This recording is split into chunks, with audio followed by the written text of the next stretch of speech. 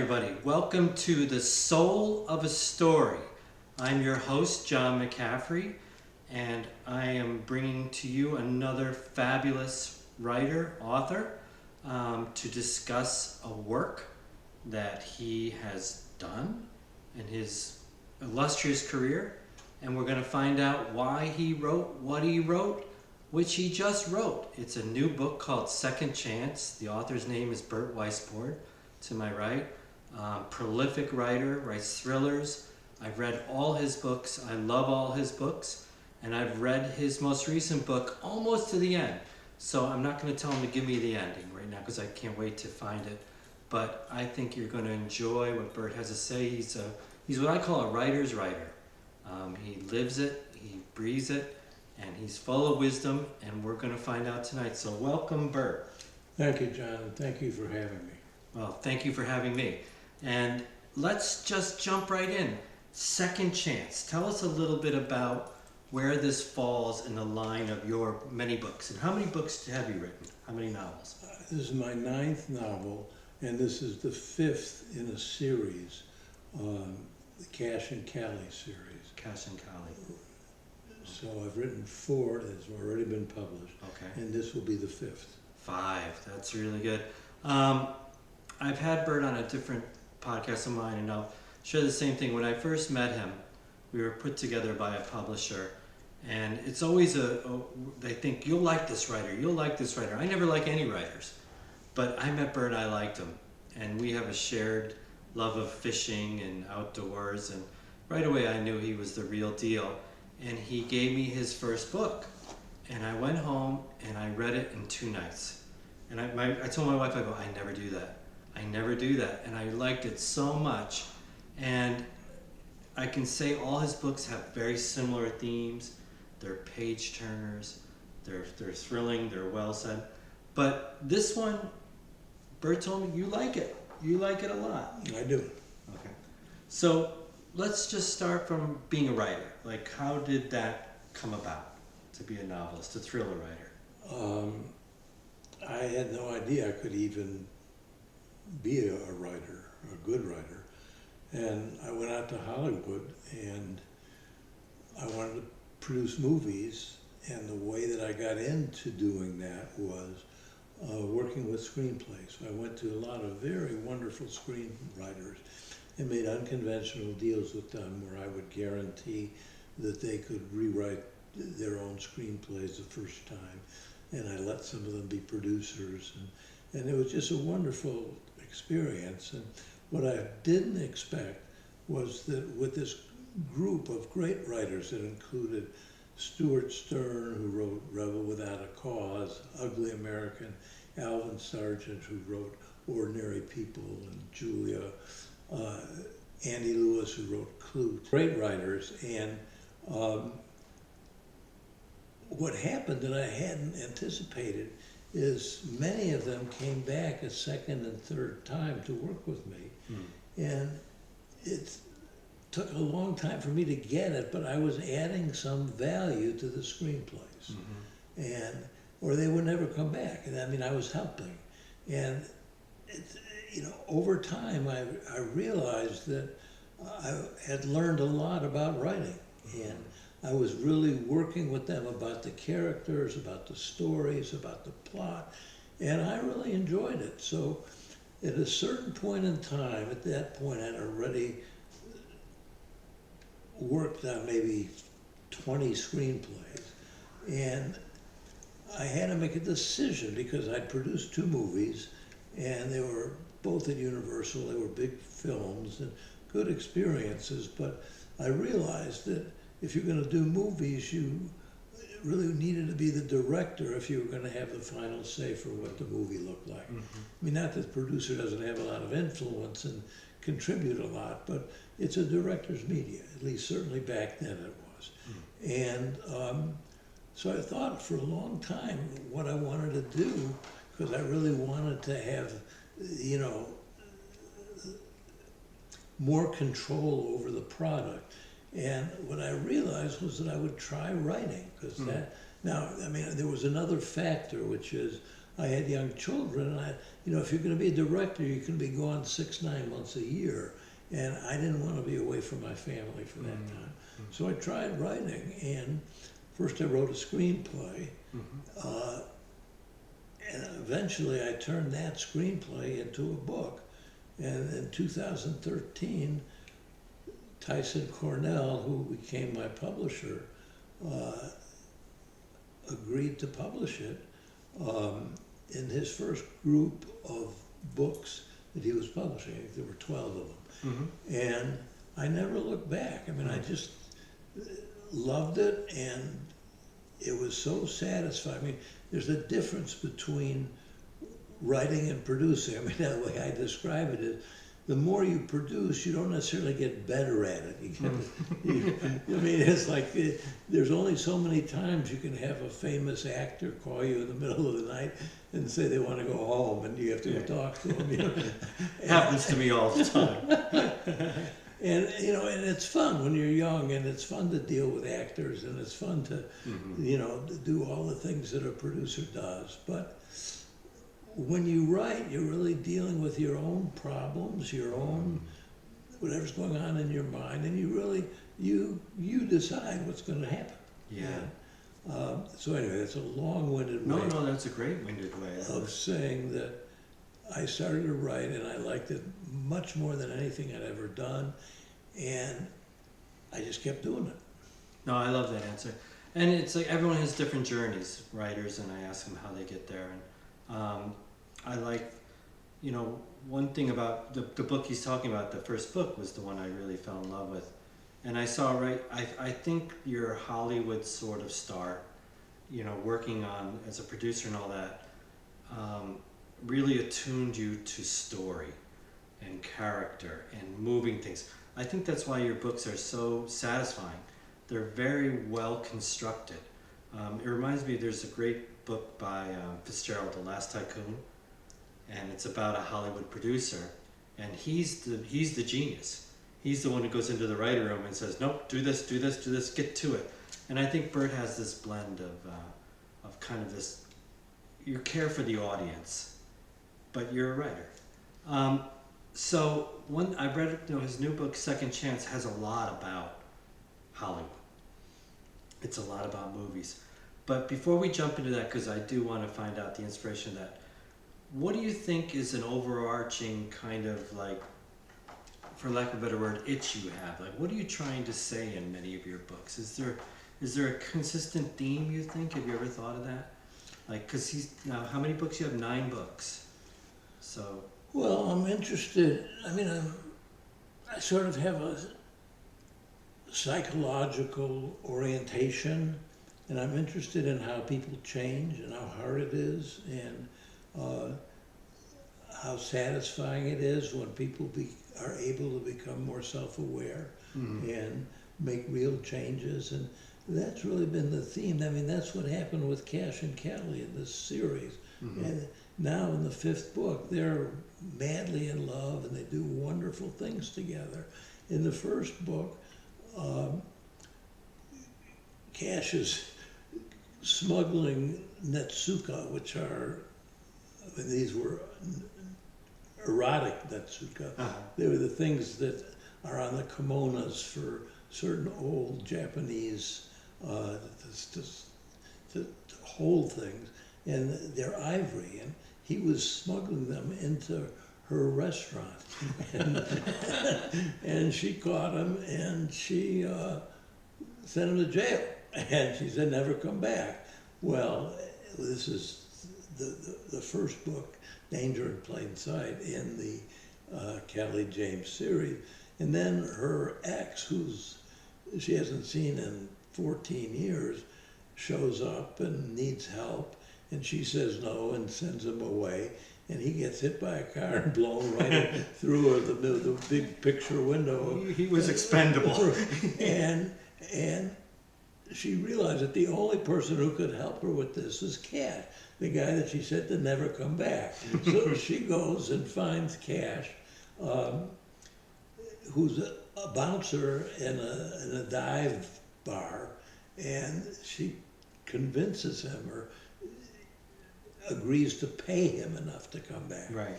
And that book sort of becomes their love story. I mean, it's not that's not the plot, but that's the subtext.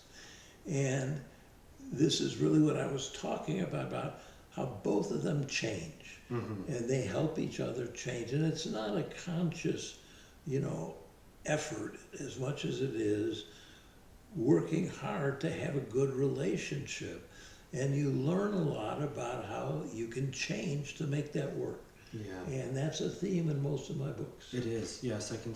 And you do it well because, what the hallmark of Burt's books also is lots of action, lots of, fun thrills. But there is, as he said, there's a psychological element. There's an emotional element. Burt, I know, you have schooling in this and all that. So he knows human behavior. He was in Hollywood, right? You know people. So Cash and Callie, they do grow as a couple, and they do have their ups and downs and all that. How did you conceive of them? How did they come about in the first place? Because this is four books in now, right? So five books. Where did they come from in your imagination? They're not based on any particular person, but I knew I was interested in people who didn't seem to fit, who would learn how to change and help each other change in a way that they could have a relationship. And, she's a restaurateur who has a wonderful restaurant but doesn't leave her restaurant. I mean, it really isn't very functional outside, and she's not very self-aware. And Cash, who's a pretty savvy guy, has never been able to make a relationship work. And it interested me in seeing these kind of very different people, a smuggler and a woman who runs a fancy restaurant, fall in love even though they didn't intend to or necessarily want to, and what they had to do to make that work. No, that's well said. I like that too because there's such opposites in the beginning. And I think what makes, and why I like this is because it's believable. Because I think couples that stay together, come together, one, they need something from each other. And I think Callie did need sort of what Cash had, and Cash needed a lot of what Callie had. And it's fun in your books as they go. Callie takes on more and more of solving things and helping things. She's much more independent and strong. And I think that's one thing you've always done with women. You have great women characters. Is it harder to draw a woman, write a woman, than a man, or for you, or No. no? No, I'm interested in women and in men. And my first book, the woman, it's Corey Logan, who, again, without going through the whole story, it's the inverse of Cash and Callie. Corey is coming out of prison, and she's very savvy, and she was a fisherwoman in Alaska, and she's very capable on the street, but she doesn't do so well with people, and in any event, she has to go into therapy to do an adjudication. She has to be approved by a therapist that she's fit to get her son back when she comes out of prison. And this is the love story between her therapist and her, which is a very totally unexpected love story. Yeah. And her Abe, yeah, the man she eventually marries in the second or third book. Yeah. Second book. He's the opposite in the way that Cash is the opposite of Callie. He's all interior, meaning he's very sensitive, very insightful, but it's like he can't keep his driver's license because he keeps bumping into cars as he's driving, you know, he sideswipes cars because he Yeah. gets so distracted in his mind with what he's thinking about. And so she has to help him do better in the world, and he has to help her do better to understand what's going on interior for herself. Yeah. And completely different kind of story, but the theme, and that was your question, I Yeah. think, Yeah. is similar. No, it's great. It's like it is. It's like it's not so much opposites attract. It's opposites need each other, and so it's funny. I forget my name half the time, but I can remember all things that happen in Burt's books. I love this Abe character, the therapist, and he was always, his pipe was falling on his desk, and he was just. But again, like a hallmark of Burt's books, Abe finds himself too. He finds himself. He's much more dynamic. He's much more brave. He's much more everything. So I think you have this where characters lift each other up. The ones that you like, the bad ones, he's got some good villains. They find themselves, you know, Burt's not nice to his villains. So talk about that. How do you write a villain? Well, let me back up Okay. for just a second, because I realized that one of the things that in the third Cash and Callie book, Cash has to go into therapy. It says out of the past because he's having memories from his childhood, and Callie sends him to Abe because Abe helped her son when he was having problems at school. And they don't know Cash and Callie and Corey or anything like that. But then you have the four of them together, and I had so much fun with them. I was going to say, did you get a referral fee when you sent it? Abe? I'm going to go back to my villain question, but you know, when you're writing books like series, like Burt has too, these characters are like family. They're like with you. So I really like when he says I was having fun with them and all that. And I think I told you before, Tolstoy on his bed, his deathbed, was talking to all his characters, right? But I don't want that for you, okay? You're gonna want them. So villains, Burt's got great villains. How do you write those? How do you approach? Because they're very believable, but there are some tough foes for these people. So how do you get that? Because you're such a nice guy. How do you find that? Well, I think we got to go back to Hollywood to start that. Because, I mean, one of the things that happens in Second Chance, the book that I've just finished, is that I write a little bit about people who are very socially able and winning in Hollywood, but are really covering up other things that might be not so good. And I've found that that's sort of what happens with most of my villains, is that they are very successful, very, you know, socially able, very, you know, with very few exceptions. They're very in the world and are hiding something often really awful. And in this case, it's Aaron who is he's a lawyer and he's a financier, and he brings a lot of investors to some of these movies, and he invests for a lot of the actors and actresses, and he's nothing at all what he seems to be. That's true. Yeah, there's that's well said. The hallmark are your villains are like they're not pigeonholed. They're not easy to spot, but when they come out, they come out, and it makes for a really fun ride on these things. And some of them, I'm not going to say, but there's a few of them that haunt me to this day. There's a couple that scared me half to death. So Burt can bring it. So Second Chance. So it's the 5th of the Callie James series with Callie and Cash. Why? What's the inspiration for this book other than, let's just say I want to write another one, but you can write many books. Why did you want to write this one? Well, in the second book, Rough Justice, they had a very clear idea. This is the book in which Cash, as a grown man, discovers he has a daughter that he didn't know that he had. Mm-hmm. And I was sort of interested in how that changed everybody's lives.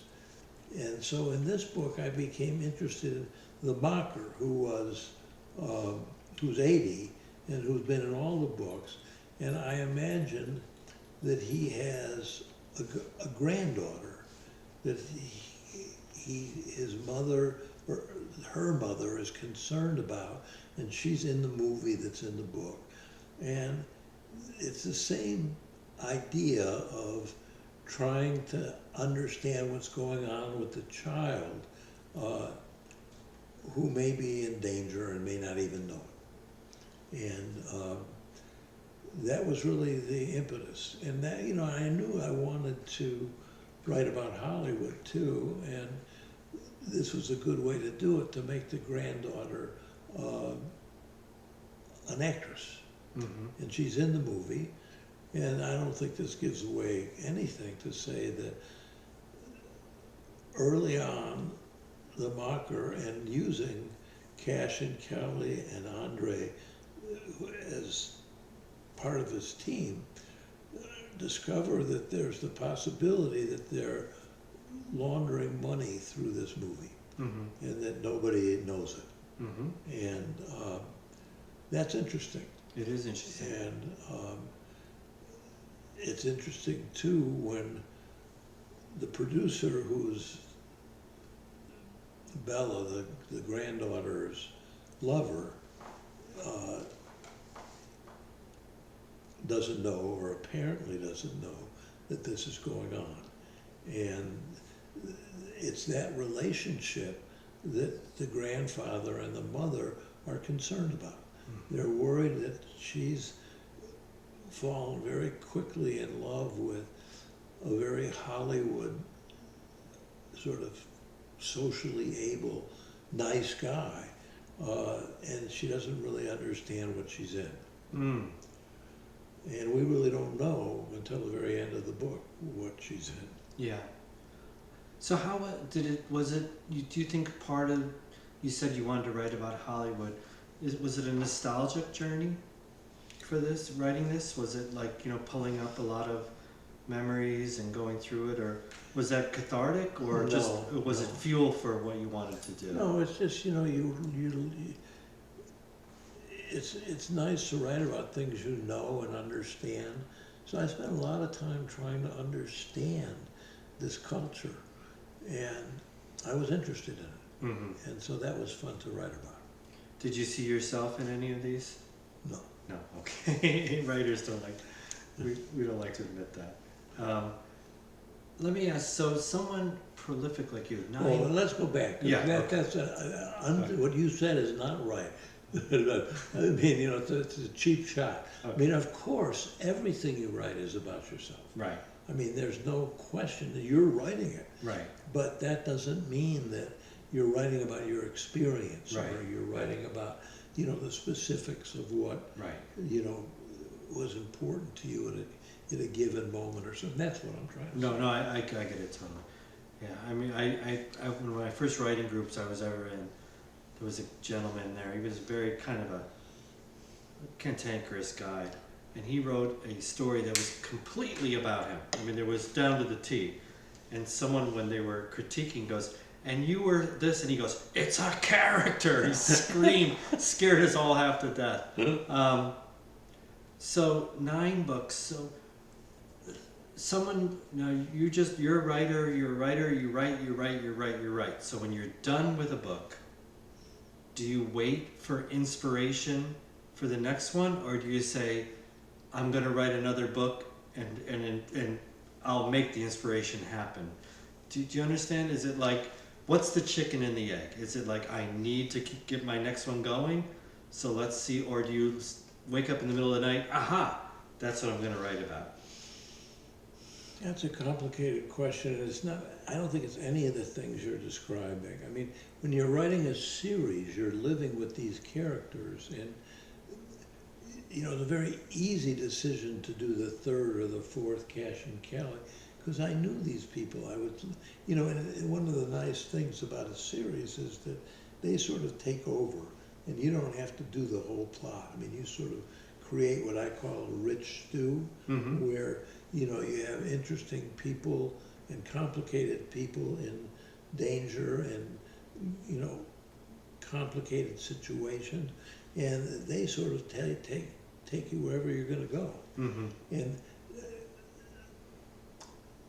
that's not really answering your question, except to say, in each of those, doing another one was a natural thing, and I knew it before I'd finished the earlier one. Well, that's a good answer. Yeah. But I don't know that I'm going to write another Cash and Callie, and I do know that I'd like to write another Yellowstone book. I wrote a standalone book in Yellowstone. And I mean, what happens to me, time like this, when I've just finished, I'm thinking about a lot of different ideas. One idea is to do something in New York, because now I've lived in New York for a long time, and I'd like to write about New York, and I never have. And that's interesting to me. I mean, to do another Yellowstone book, it's going to be hard because Yellowstone has changed so much. But I'm also interested in coming up with yet another idea for a standalone. So, but that's a sort of inarticulate, roundabout way of saying. No, it's not at all. It's that actually, I'm thinking of multiple things at the same time, right. and I haven't settled on any of them yet. No, I think it answers my question. But the Yellowstone book Burt's talking about is called In Velvet, which is really good, really beautiful book. And he was before all the Yellowstone trends hit. Burt was there. Okay, he was earlier. So I had no idea. If you like Yellowstone, if you like all these things, please get this book. It's really good. Well, what I think you did answer my question in that it's something I'm always thinking about. You know, as a writer, like I'm not going to stop, right? That's just so I'm always looking for the next idea or whatever. But the way I work is sort of like, I know I want to write something and then it comes to me. But I like your method is like, this interests me. I've never did this. Because also too, the intention is there. I'm going to keep writing, right? Because I think a lot of people who don't know writing and all that, they think it's just these eureka moments. That I'm walking outside and like I see something, but I don't think it's for working writers like Burt and people. It's really a grind, but the grind is fertile. You know, it's like the field has been sown. Let's see what comes up. So I like your approach. You know, you're going to write another book. Yeah, no, but I've been thinking about it for some time, and I don't know. I mean, but that's a good process to sort of think about other things that you might be interested in. And where I started was that it's easier if you know all the characters and you're going to do it. I mean, you know, what could happen to the Mocker? What could happen to Andre? What could happen to Cash and Callie? But I think it's going to be a new book, maybe a standalone book. And I'm really sort of looking for something fresh. And I don't know what it is yet. Do you think you'll miss them? Yeah. I mean, you know, when you write 5 books for the same people, you live with them for a long time. Yeah. That's 6 or 7 years. I'm not going to come in one day and there's going to be cutouts of them and you're feeding them tea and whatever. I hope not. Of all your characters, this is a terrible thing to ask, but do you have a favorite? You know, this is like when somebody asks you which is your favorite child. You can't. I know I am for my mother and father. So. No, I'm joking. Who's your least favorite character? Is this the same thing? It's the same thing. Which is your kids do you hate? You know? Okay. How hard was it leaving behind the first set, the Corey Logan people, when you kind of moved on to Cash and Callie? Did you? It was not hard. Mm-hmm. I really felt like I had loved the time I spent with them, but I brought them back. So they're in 2 of the Cash and Callie books, and they're in this book too. Okay. You haven't seen them yet, but they are. I will. So, a little bit quick, what's your writing life like? What's your schedule? Once you get your idea, once you know what you're going to do, what's the gestation period? How long does it take you to do a book? How do you work? I work every day unless I'm traveling, unless I'm on an airplane or, going with my wife on vacation. I work 7 days a week, and I just start working in the morning. And one of the great pleasures, this is something I realized, I don't know exactly when, but, in the third or fourth book, that it was a lot more fun than producing movies, in part because, you can go wherever you want. Yeah. And so, and what has happened, especially writing series, is that the characters take over, so that I come in and I start writing about something, and oftentimes it goes in a completely different direction than what I anticipated, and it's better. Yeah. And now, of course, this comes from me in some way, but I'm thinking about these people, and they're actually doing the thinking as I, find where I'm going. So that's very satisfying. What on average, how long does it take you to finish a book? About a year. About a year. It might be 15 months, it might be 11 months. Yeah. You got me beat by about 5 years. I'm working on same as my college degree. It's about a 5-year plan. I think there's no right or wrong about this. There could be wrong with me. I like Burt. Burt amazes me though, because I'll say, so when are you going to finish your book? He'll be like, 2 months, 3 days, and an hour. No, I'm exaggerating, but he's pretty good. He's got a plan.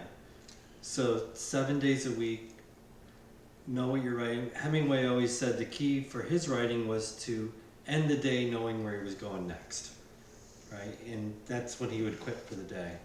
But I know you do a little back writing too once you start. I often don't. I usually don't know where I'm going, especially in the more recent books. And I go back and go over what I've written in the past couple of days, and that generally leads me to the next step, which may or may not be what I anticipated. Yeah, that is fun. And I had a writing teacher once said, if you're surprised by the writing, the reader will be surprised. So it's a good thing. But it's one of the things that's so much fun about writing. I really enjoy writing, and it's great to be, in the morning and not know exactly where you're going, and suddenly, oh my God, we can do this, and then, that's all very satisfying. Do you ever ruminate if you're in a stuck spot, or does it bleed into your day? Like if you're kind of I call it machete writing, where you're having the words, you're going through the forest, but does that kind of impact you the rest of your day, or are you good at kind of leaving it there? No, if I get stuck, and I do get stuck, or I feel like where I'm going isn't working, I think about it. I don't obsess about it, but I think about it, and it's what I'm thinking about when I start the next day. The next day, yeah. I get that way too, but I'm going to talk about Hemingway again. He was like, just leave it and let your subconscious work on it, work on the problem. But it's easier said than done. Yeah, this idea of letting your subconscious, Well, he also drank a lot every morning. He was, that maybe helps your self-conscious. So you just finished this book. How long do you think till you start the next one?